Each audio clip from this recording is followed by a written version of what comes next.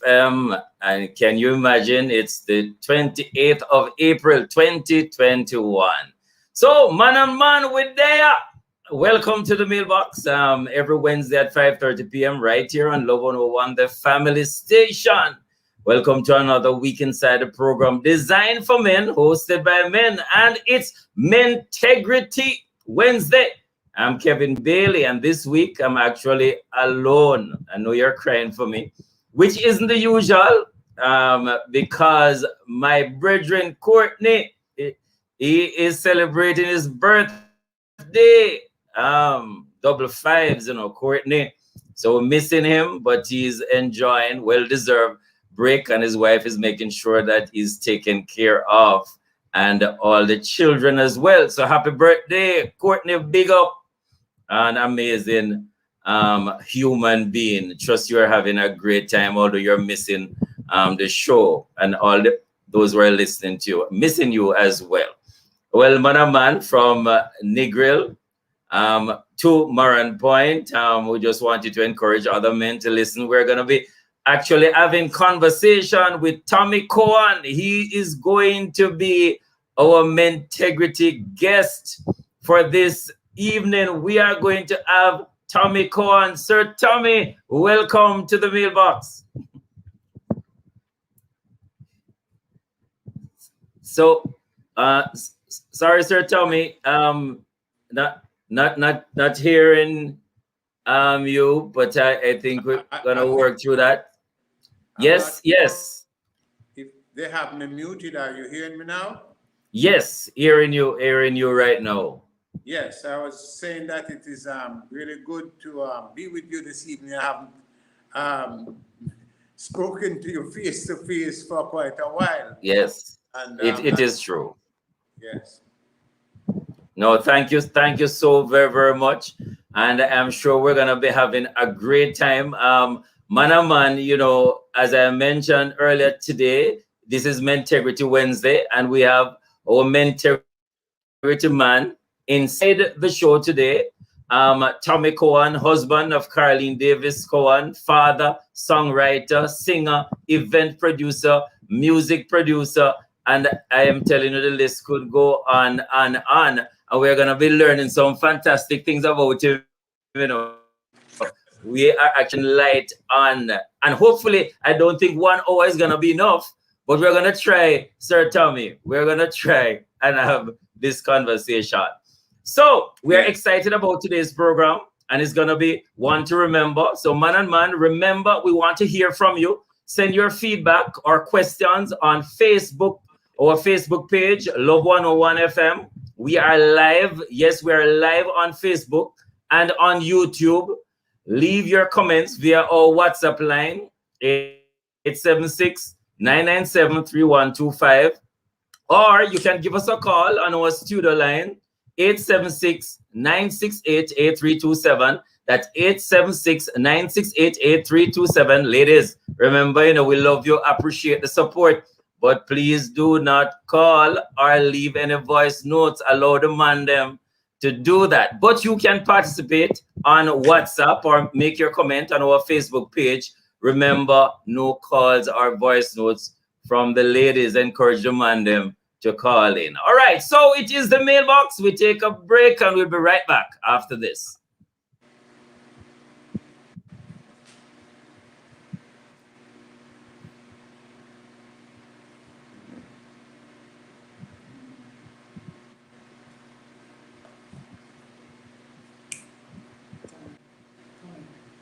Headset is there, so you must use it.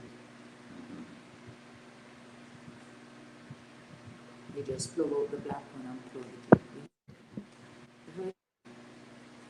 it in. Visit a Flow store today or call 1-800-804-2994 to find out if you can upgrade to the FiberFast experience on Jamaica's largest network. Life comes at you fast and it can hit hard. Apply for the Credit Union Prepaid MasterCard from C&WJ with chip and PIN protection. Need a card with a personal line of credit for emergencies? We have that. Need a card you can use to shop online for that must-have item? We have that. The community and workers of Jamaica Prepaid MasterCard. All the convenience of a MasterCard. Discover the benefits of belonging. You are the buzz, buzz, buzz, buzz, buzz. You are the zing, zing, zing, zing, zing. You are the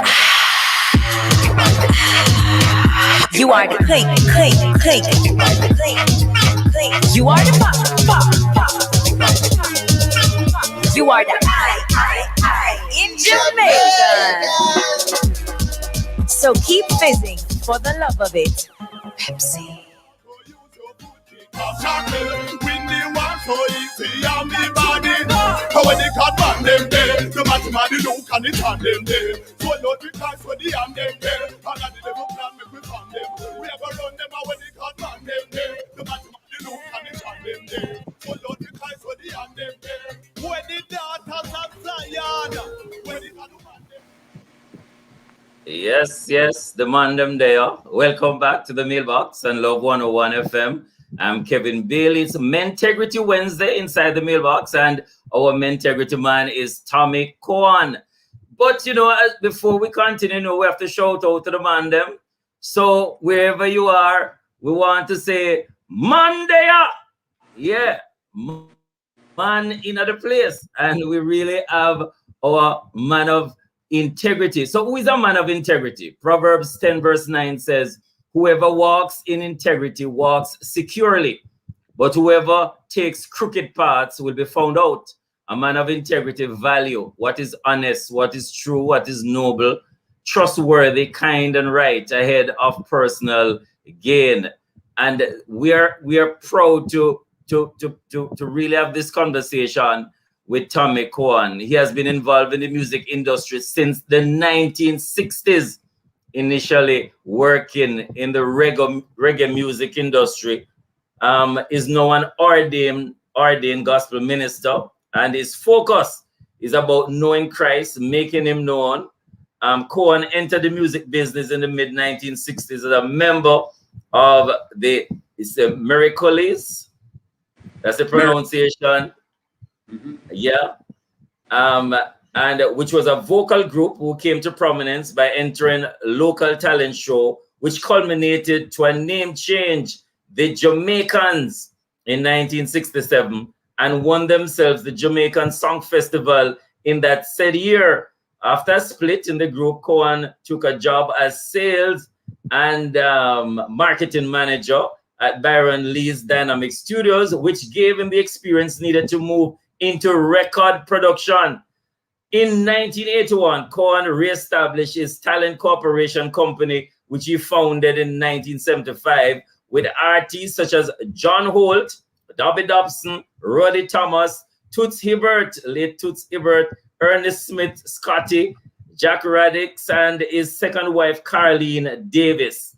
As CEO of Talent Corporation, he went on to managing Dennis Brown, Papa San, managing, writing, producing music for his wife, Carleen Davis, quintessential singer, songwriter, releasing hit songs such as Winnie Mandela, Welcome Home, Mr. Mandela, Santa Claus, Do You Ever Come to the Ghetto, big tune.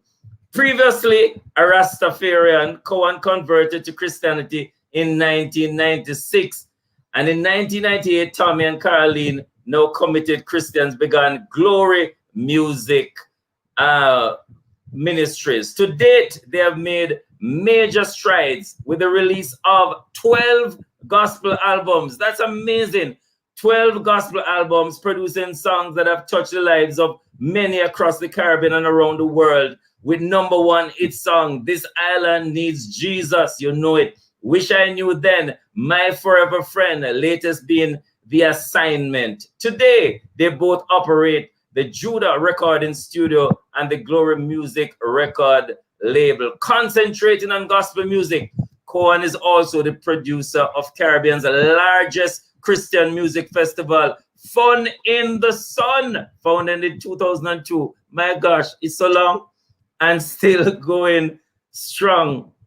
Cowan has received various musical accolades from organizations such as the Jamaica Federation of Musicians, Rockers Awards, the Jammy Awards, International Reggae and World Music Awards. He also received the major awards for Gospel's Promoter of the Year.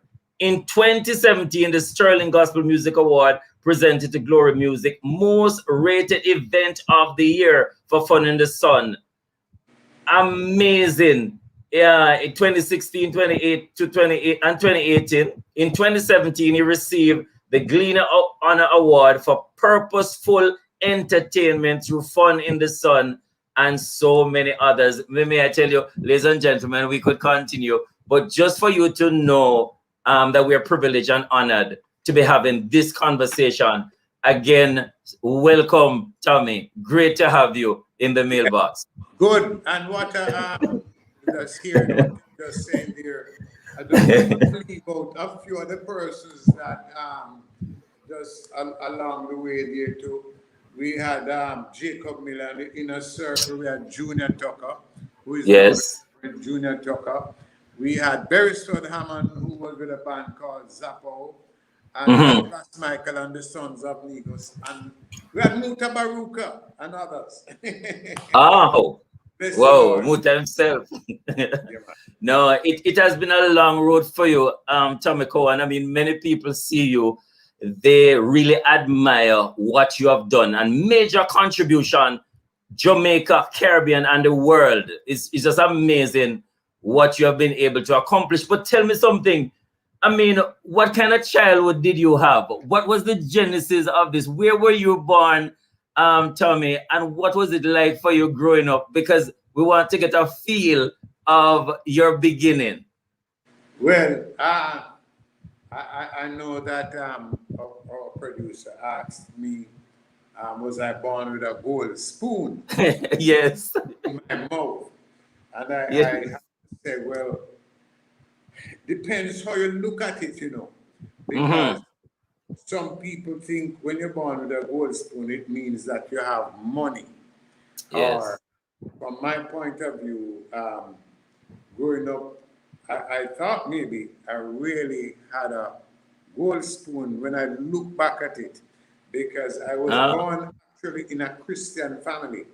The values were good, you know. I never actually, 11 children of us, between my mother and father, and I never realized that we were poor. I never knew that word poor until I came to Kingston. Then I saw that the different values of things that people put on your life, as maybe a motor car, a home, or things like that. Yes. But much of what I will say today is that a lot of what I know about life is what life has taught me. Yes. And so the childhood days coming into this, I've learned that it's not what you leave for your children as much as what you have left into your children. The childhood days, growing up in St. Elizabeth, Yes.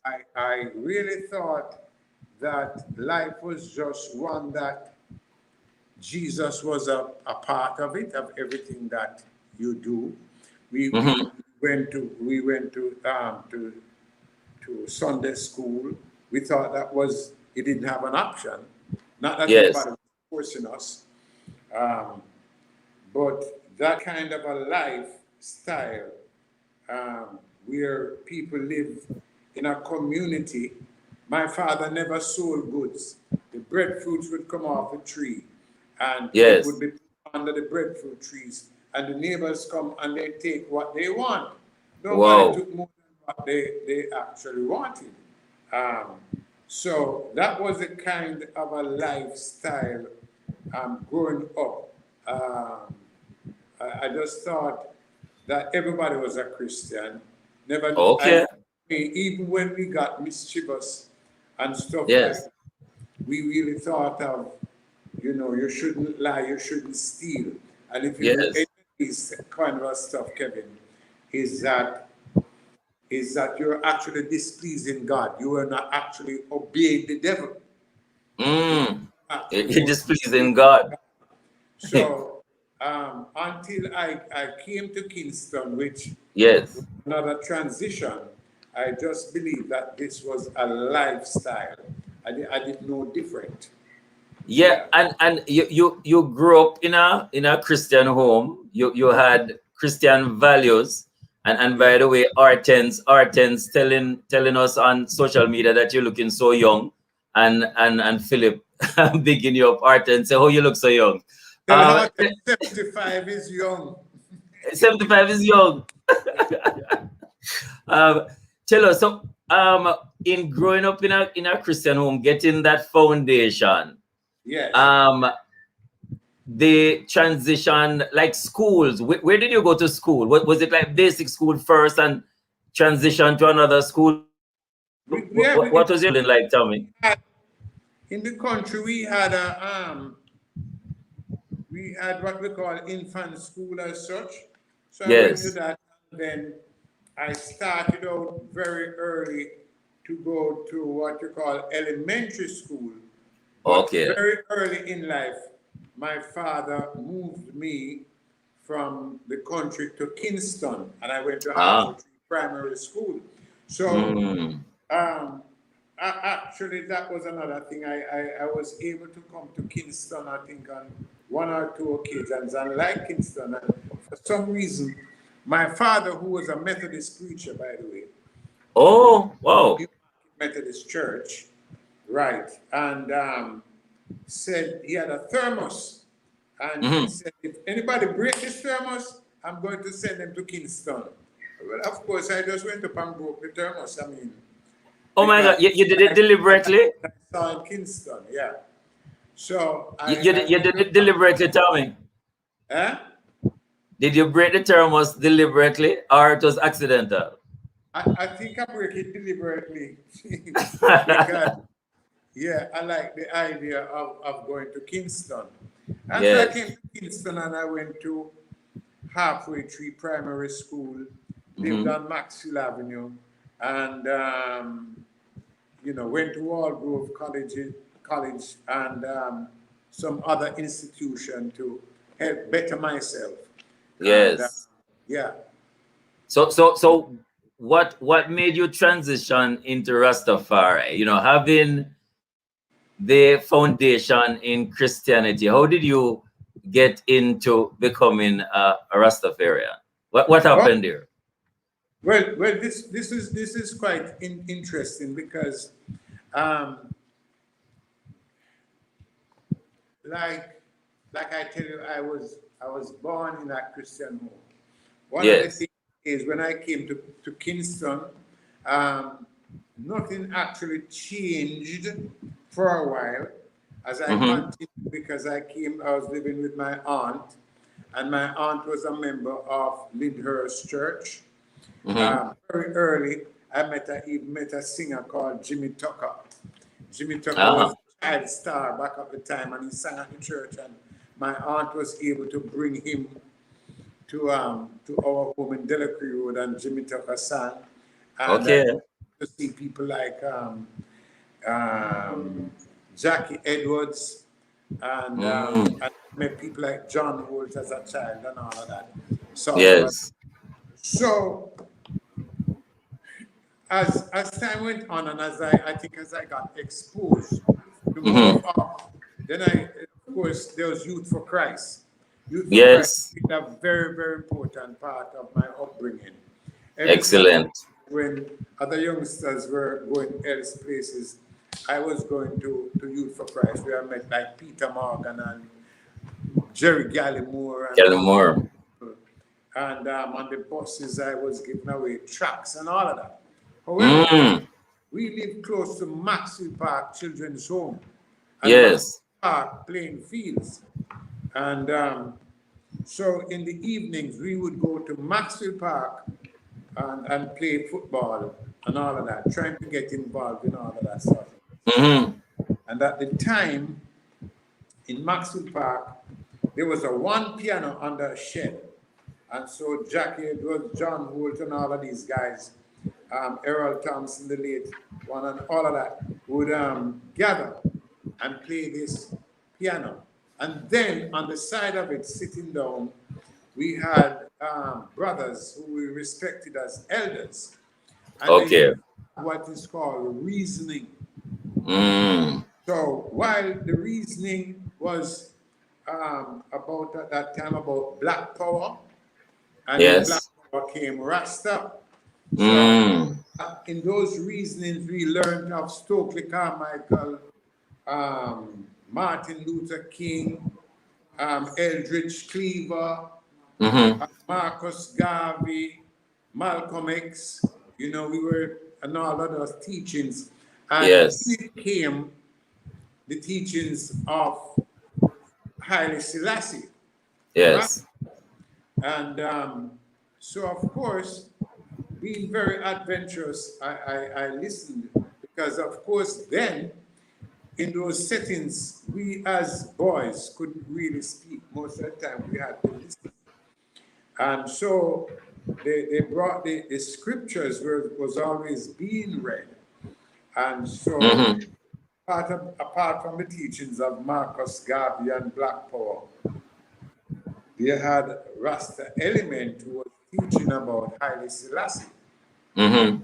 And Haile Selassie now was being taught and being shown in the scriptures, the King of Kings, Lords of Lords, conquering lion of the tribe of Judah, elect of God. And we research and see, okay, it was the church and the Oriental Orthodox Church and all that came together that called Haile Selassie defender of the faith. And the church was the ones who actually gave the titles of King of Kings, Lords of Lords, conquering lion of the tribe of Judah. And so we started to look at that faith.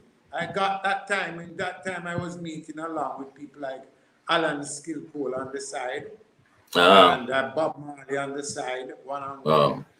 And so they were also confirming, and people like Earl Belcher, who was one of our great runners of Jamaica back then.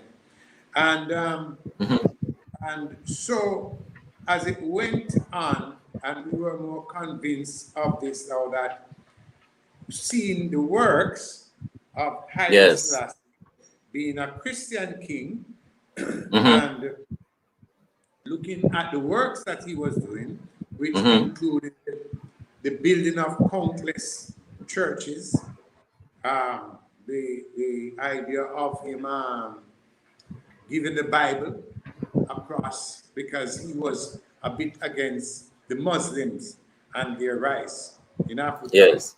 And so he was giving the Bible free to everyone who wanted it. And he also translated the Bible into languages that the common man could read in Ethiopia and African countries. So we got into that. However, there was still that, that thing that says, bring up a child in the way it should. Yes. When he's old, he'll not depart from it. My head, because my idea of Jesus and the idea that they were saying this is the Christ return, that he should come that way. I decided, well, okay, I've seen what they're showing me in the Bible. Now let me hear what Selassie himself had to say.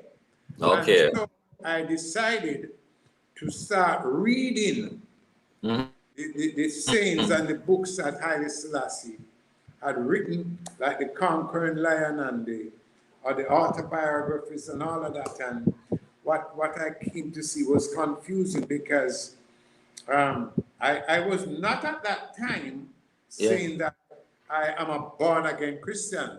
As far as I was concerned about Christianity, I was a Christian. I never knew different. I never knew that from the Methodist Church never really taught us that we must be born again. We were Christians. And so in reading what Selassie was saying, it brought confusion because he was saying in his writings that a man's life without Christ is like a rudderless ship. When it comes upon the torrents of life, it shall be smashed into small pieces. You won't know yourself.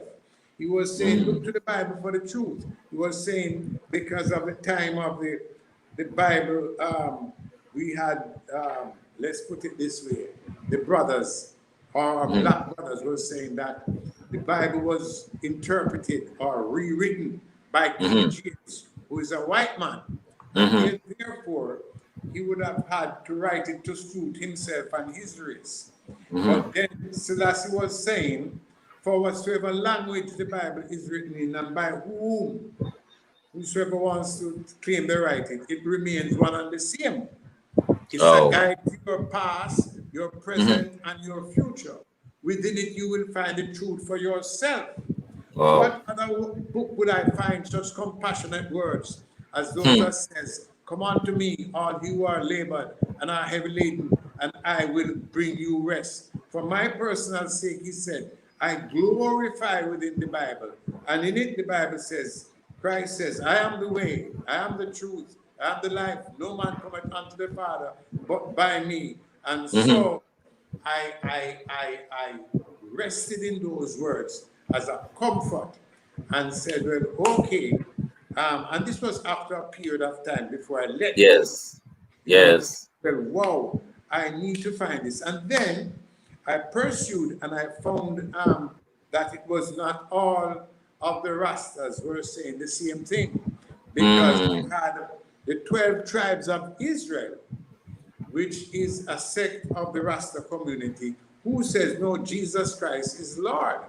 And you had the Ethiopian Orthodox Church, which is part of what Haile Selassie had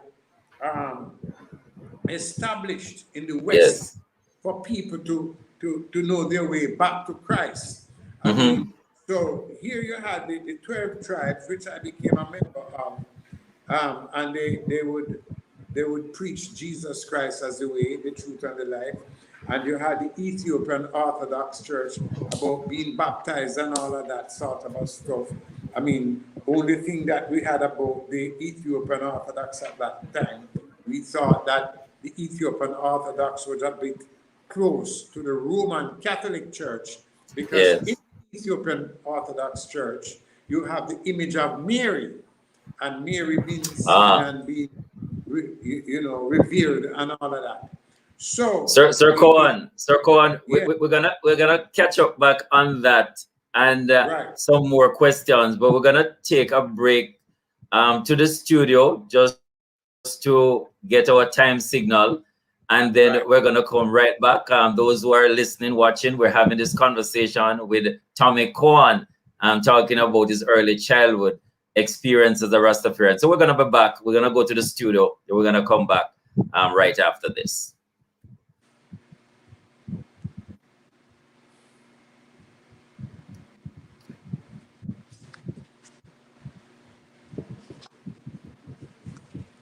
Team 6 o'clock. Over to you. Somehow we can't relate which part no war. Figure build the art, make the hidden laugh. Welcome back to the mailbox. Those who are joining us, we're having a very interesting conversation with Tommy Cowan, Integrity guest, and he's just been sharing just historical perspective, his journey. And when we left, he was just talking about his experience as a Rastafarian. We're gonna catch up back on that, Tommy. But before we do, we have a little section called favorite folders, and we just like your perspective. It can be a little frivolous, but we still, since we're talking to the man them, the favorite folder, we say it isn't right or wrong, it's just your perspective. And we're looking at men who support their woman. Should it come natural, or is it taught, or it's all about how he truly feels about her? Tell me, what is your perspective on this? Men who support their woman. Is it something that you have to teach a man to do, or is it supposed to come natural that a man just know say him supposed to take care of him woman, him wife, him girlfriend? What's your take on this, Tommy? I think it's a little of everything. Mm. That it comes naturally for me has to come with upbringing. Mm-hmm. Right. I in my life and my understanding, I embrace that Mm-hmm. because I saw from me, I never got a teaching on that. But what I Okay. had was a father who Mm-hmm. treated a mother. I've never heard my father shouted at my mother. I've always watched how much he adored her, he respected her, and I thought, well, that is the way you do that. I would watch her as he goes to the field and he's coming back, and I used to hang on to my mother's what I call frock tail a lot. Yes. Around my mother a lot. And she would say, my father's name is Tommy. Tommy. And Okay. there's a time that he would just say, oh, Tommy will soon be here now. I have to get his things ready. And so she got his dinner ready and all of that. Now, Mm-hmm. on the other side, if you do not know the purpose of a thing, where Yes. purpose is unknown, abuse is inevitable.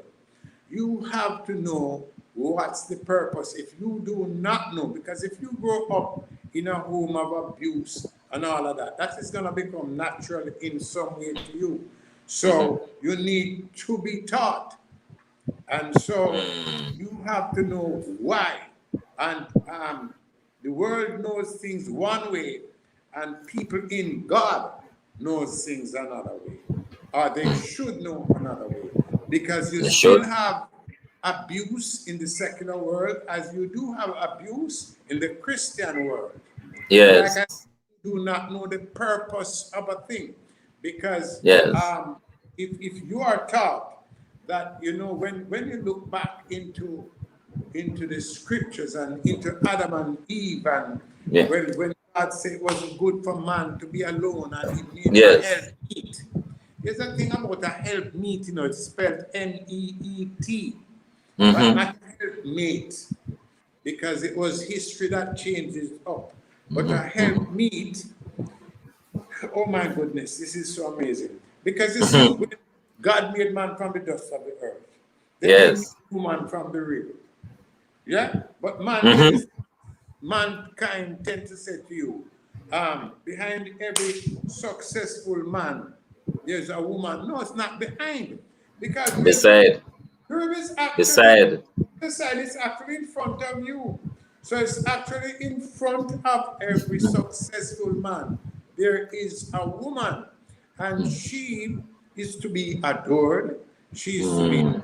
respected. She is to be held in high esteem because she, as a helpmeet, she is your partner. You understand? Yes. Um, Yes. and so you sometimes we need to be taught these things because Mm. you not know it. You know, I don't even want to say what people have said to me over the years in what I call what life has taught me. But I've had Yes. in my lifetime, in younger years, said to me, oh, some stupid things, you know, I can say this, that, oh, you don't have a black woman in your life, so that's why you don't beat her. But I have to beat Wow. her. That is how it go. So that is Wow. they accept this is a way of life. So Yeah. um, you have all of that ignorance and backwardness, you know? Yeah. So How do we begin to change this, Sir Tommy? You know, just from your wealth of experience and traveling, you know, and thinking even of our boys to men. Um, any idea of how you think, whether in the church or outside in the society, that we can begin to change the narrative, the mindset of our men who actually would believe that women are worthy to be supported and nurtured and treasured? What we're gonna do, Tommy? well, Hmm. there are really different things that can be done. And some of them are really distant because we look at the society we are in right now. Yes. And for me, one of the things is how women are used. And a lot of how women are used, women should never allow themselves to be used that way, you know, because we see the explicit things on TV. We see the raunchiness. And even in the music business that we are in, some of them are taught that if you're not really raunchy, the people won't buy into you. Because you see, the world itself, you know, get ruled by money. And so whatever it takes to earn a dollar, you know. We have a song that speaks about the pimps and the prostitutes. The affection that they crave is found in Christ. How can we get this message across to them? Maybe if we were the leaders of the country, there are certain things that people could not do or could not say, but then again, we would be told that freedom of speech exists. Right. But, Legislating. right, but it's not just about women, but about wives.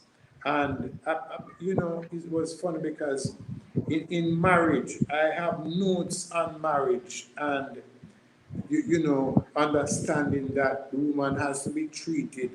A wife is to be celebrated by her husband.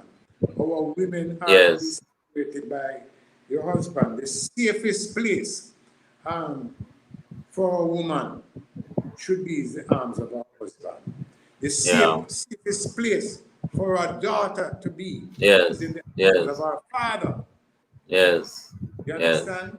Yes. So I believe that first we have to start where we can start because you can't fix the entire thing at one time, right? And I mean, I wanted Jamaican people understand that in my travels, one of the things I like to do is travel across Jamaica. It's such a beautiful island. And sometimes I will stop at a place and I walk into a bar and I will pray for somebody in that bar. And it's so fun that they're always accommodating it. I go in there to buy a drink. And there are posters in those bars that they don't know on the street sides at all. There's nothing that is hidden in them. I mean, we should really have, in the sense of this, maybe a law to ban all of that. You know? Which is really pornography. Yes, pornography is rampant. It's all over. Even in the statues, when you pass going to Portugal sometimes, and see some of the statues that are carved out there. You know, so little children pass, I see them, they grow up into this. I never forgot, you know, Kevin, we're in Cassava Peace, doing ministry. And while doing that ministry, I looked at a little boy beside a light post. And he stood beside the light post with his foot on the light post, but above his head was a poster of a woman. And she was showing everything. But you know, it didn't mean nothing to that youth. He was looking at it and said, wow, look at the woman. I mean, when I was a kid, Boy magazine and decide to look in the picture, we would have to send somebody go look if somebody is coming or looking.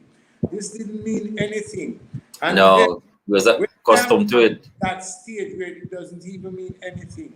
It means sometimes they have to go to the extreme to be excited or something like that.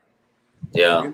But on the other side of it, we as a church, as a people of God, you have to start with yourself. Sometimes you start in your own home to understand. That's why the whole thing of marriage and thing is a we institution. What is our together? What is our vision? What is our purpose? What is our assignment? And we work on it. So grow up the child in the way it should. We have to start there. Yes. Because anything that you would want to take out and say, okay, we don't want to see that happen. You don't want to hear this kind of a music. You don't want to see this. You hear that you're infringing upon people's rights. So it's a hard place, a rock and a hard Yes. place.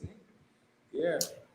Thank you, Tommy Cowan. Those who are listening, watching, this is a conversation with our Mentegrity guest right here in the mailbox, Tommy Cowan. Now, Tommy, what happened to cause the conversion to Christianity? You know, was there a one event, or it was a transition that slowly went, and then you finally made this decision? And weren't you afraid of making this big switch, having all of these relationships with these powerful men and women in the music industry? How did you do that, to surrender all of that, to say I am following Christ? How you did that? Well, let me tell you, it's amazing, because here I was. Yes. I was going to Youth for Christ. I was doing things like Grace Missionary Church was one of the places I attended, and of course, I attend Church on the Rock. Yes. But when I decided to go back, I found myself that in the church. Okay, it's sometimes a long story, but it came around the year 1995. 1995, my children had now gone to the church. My son was actually preaching. I saw my daughter laying hands on people, Pastor Sarah, and my son speaking to elders, older people about knowing Christ. Actually, my son and my daughter are counseling people in marriages. People who say they can't have a problem in marriage, I'm rich, this and that. And then I myself struggled, because when I heard the testimonies going down, now that this time I understand I had to find Christ. As if he was lost. Yes. But I say I have to find Christ. So, one of the things, I had a brother, a late brother called Jackie, an amazing Christian. Okay. Amazing Christian. And I said to Jackie, I'm having a problem, Jackie. I said, listen, I hear everybody talk about getting to know Christ and born again. And I'm not having the same feeling. I'm not feeling everybody sound like they were dropping over a cliff and God catch them and save them of a dramatic story. Yes. He says to me, you will not have that story. I says, no. He says, the day you were born, your mother took you up, because he's my older brother. He says, my mom held you up in the air and said, God, you gave him to me and I'm giving him back to you. Yeah? As a little boy going to church one Sunday, I took a shortcut up the hillside.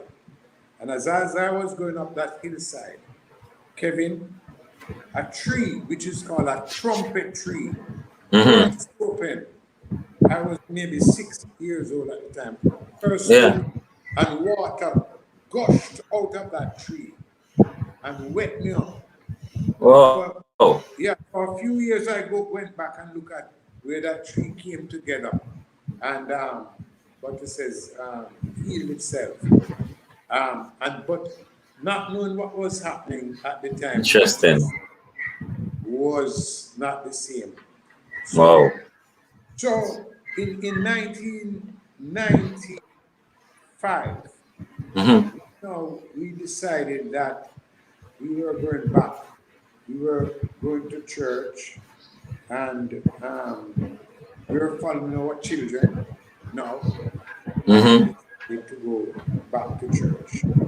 Um, and so going back to church, the day came when I found out that my wife had cancer. Yes.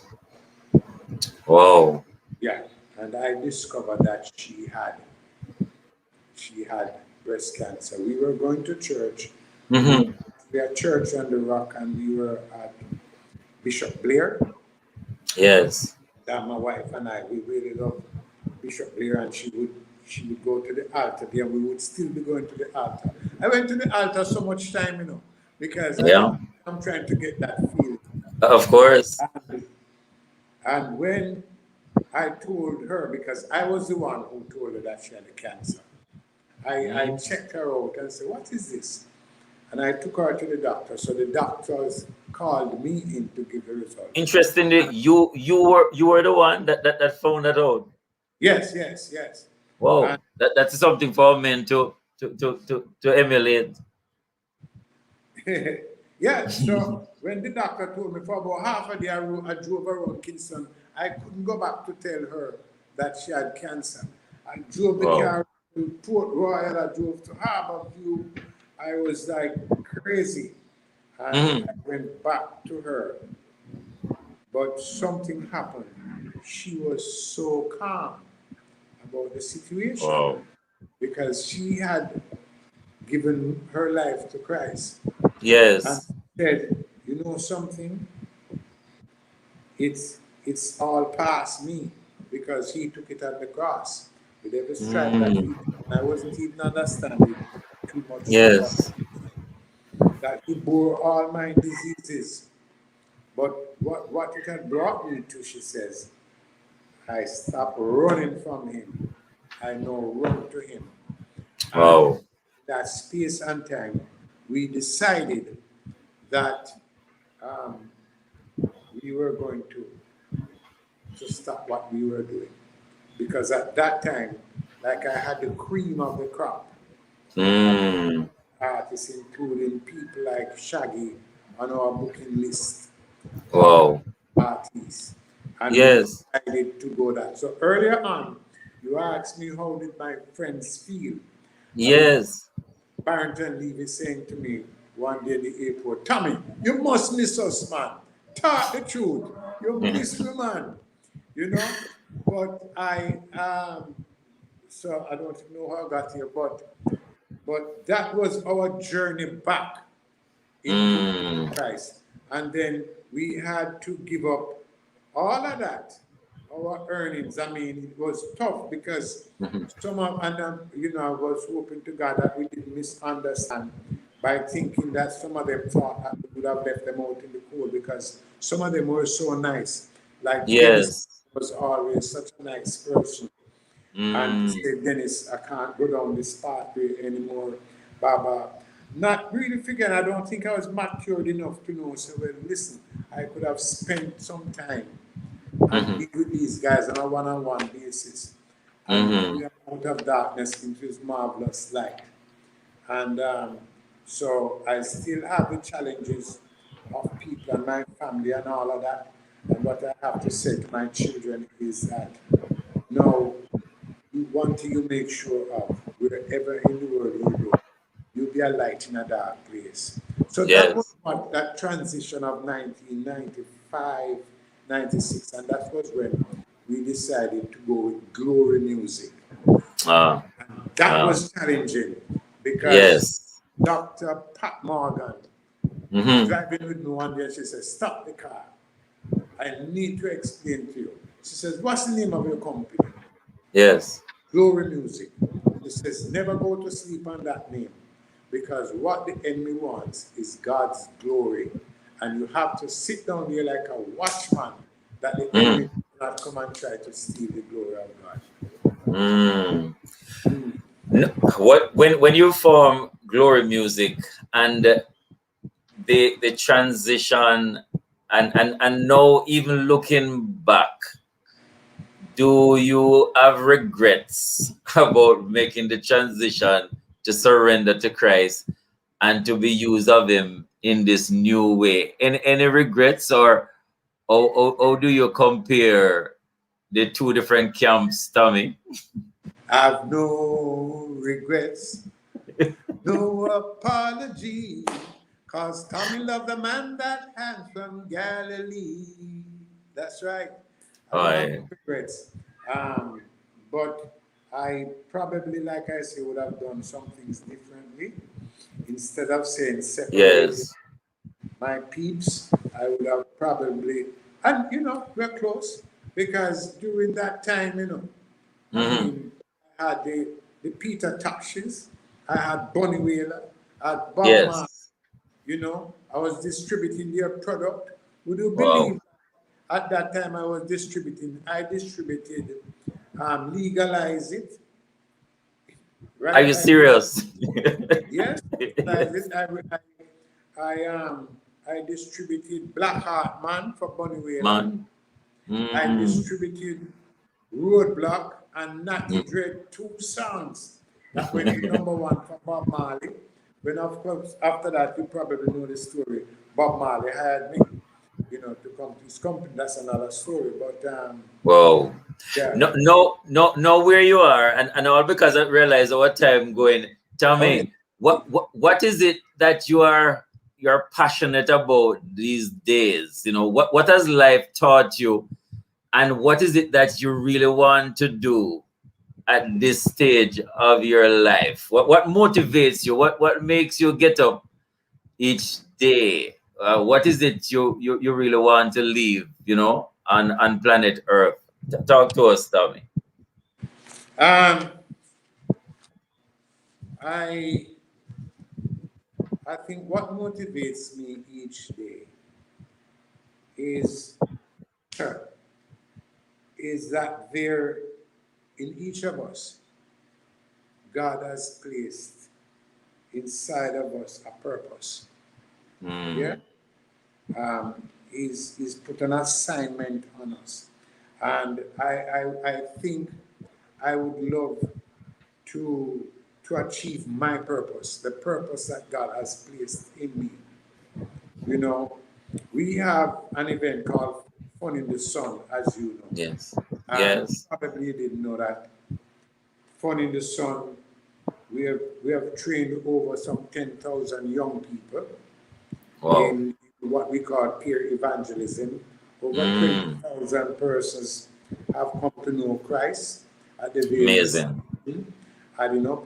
I believe that we could use it like a pyramid in the sense of one can chase 1,000, two can put 10,000 to flight.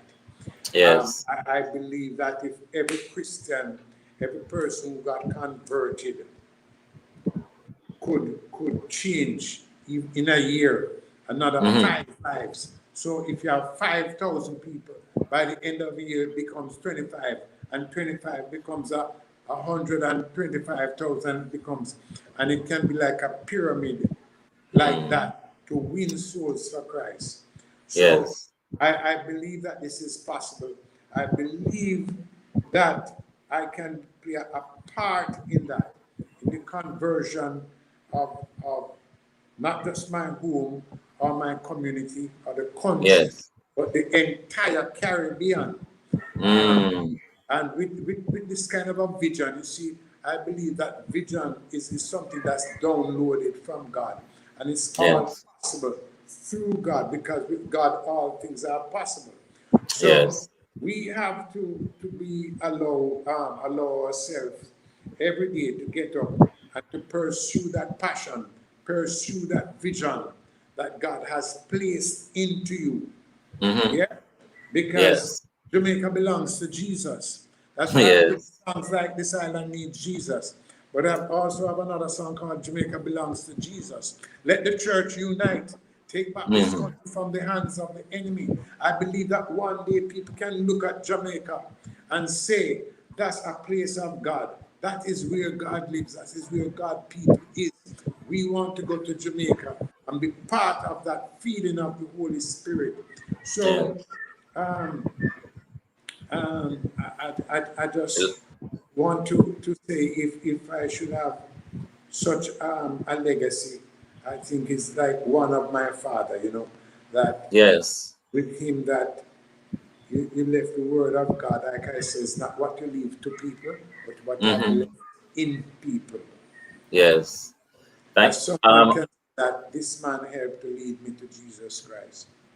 Very, very, very powerful.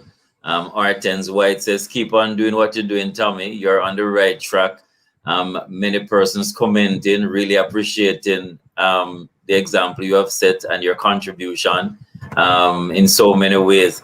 Adversity, you have had surgeries last year, challenges. How do you keep going when you face adversity?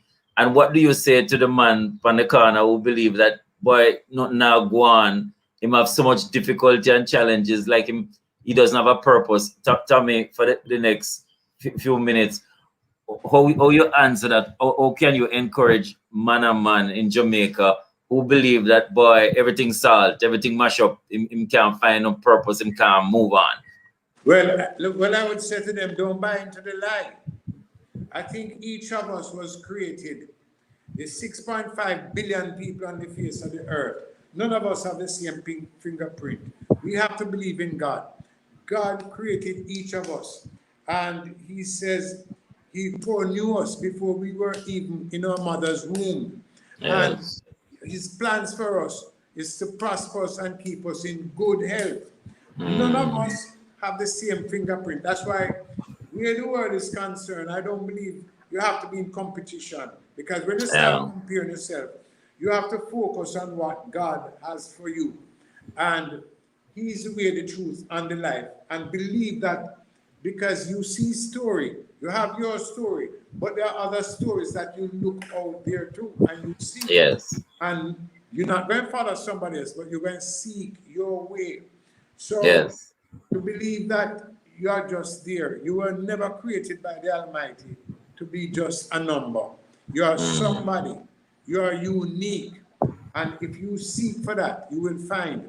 And you will find that God's purpose for your life is to prosper you and keep you in good health. You know, and facing adversities like the surgery, in all of these things, you have to learn from it. You know? Yes. But because you see, the worst man in the world is not a man without sightness, a man without vision. Because eyes that look are common, eyes that see are rare. That's, you know, one of the places I went to and taught. I learned that I was at the feet of Miles Monroe, and was my greatest experience one person. But so we learn from that you have to look, because eyes that look are common, but you have also to see.